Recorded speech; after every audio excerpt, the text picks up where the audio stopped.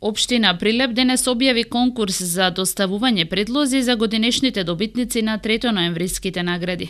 Сите заинтересирани предлозите за највисокото општинско признание може да ги доставуваат во општина Прилеп до 22 октомври.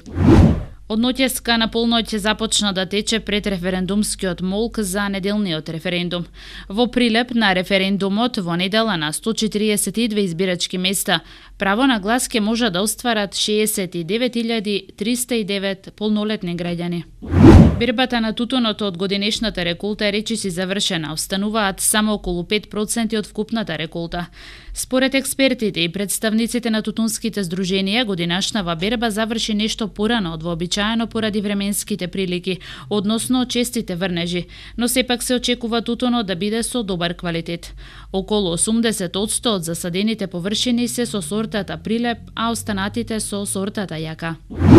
Народната банка на Република Македонија во последниот извештај заклучи дека дошло до значително подобрување на показателите преку кои се следи банкарскиот систем, а особено акцент е ставен на намалувањето на нефункционалните кредити, што банките не може да ги наплатат од домаќинства и фирми. Индустриското производство во август годинава во однос на август лани бележи раст од 2,1%, а во периодот јануари-август годинава во однос на тој период лани раст од 5,1%, објави Државниот завод за статистика.